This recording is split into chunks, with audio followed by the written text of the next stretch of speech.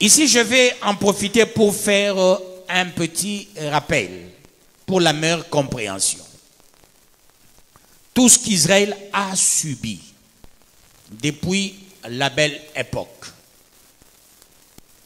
beaucoup de contraintes, beaucoup d'humiliation, beaucoup de grincement des dents, beaucoup de peine, la dispersion même d'Israël et le peuple de Dieu, Dieu l'aurait prévenu. Alors quand il y avait le président Harry Truman, ainsi que le secrétaire d'État George Marshall, ils avaient dit à David Ben Gurion, qui était le responsable israélien, ceci: c'est pas le moment de déclarer l'État israélien.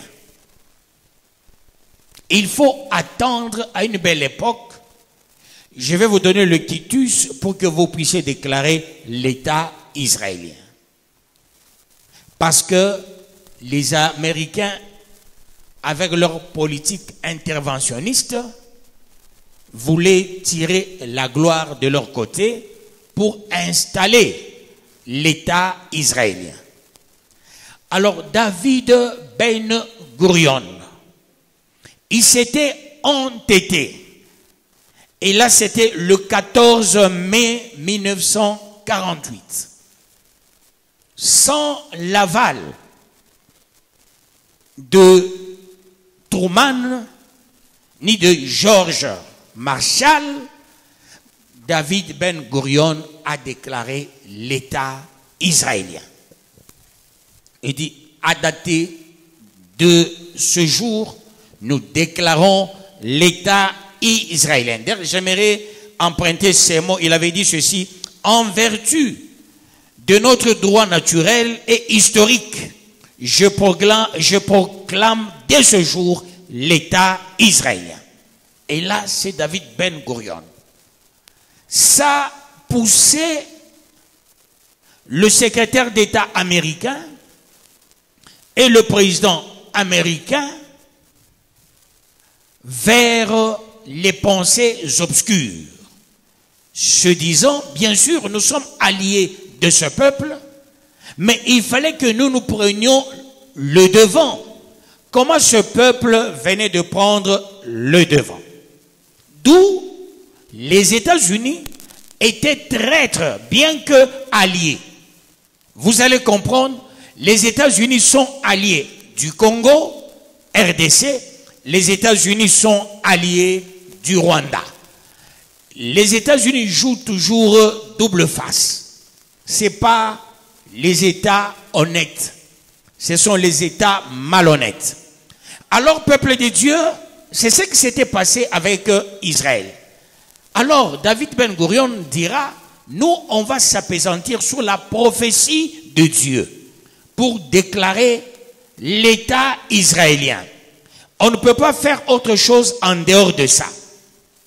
Alors, le président américain ainsi que le secrétaire d'État américain étaient contre.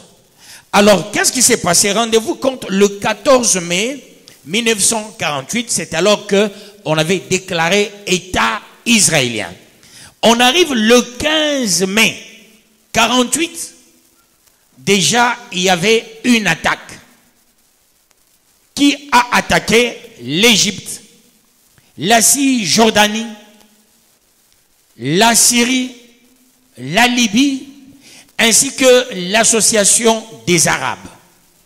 Ils ont encerclé, peuple de Dieu, Israël, pensant l'amener en arrière, ou poussant Israël à une autre, qu'est-ce que je pourrais dire, à quitter le pays, à fuir le pays.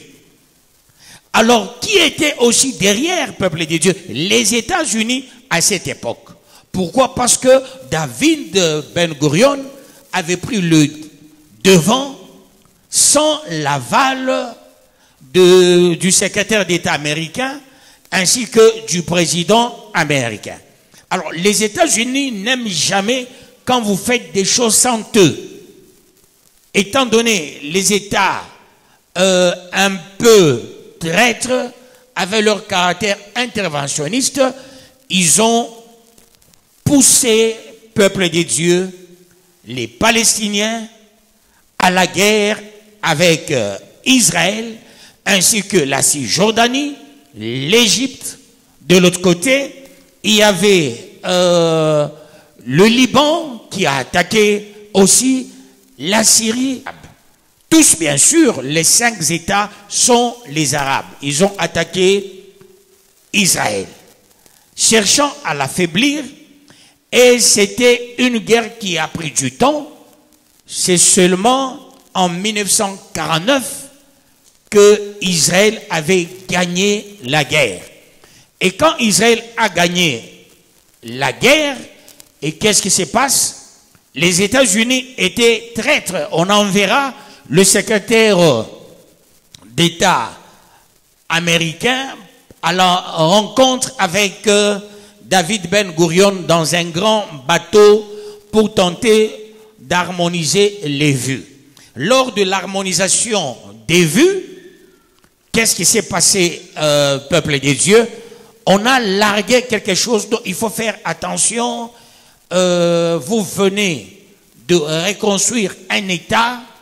Il fallait que nous puissions vous envoyer une force d'intervention pour que vous puissiez organiser l'État israélien. De ce fait, le vin est tiré, il faut le boire.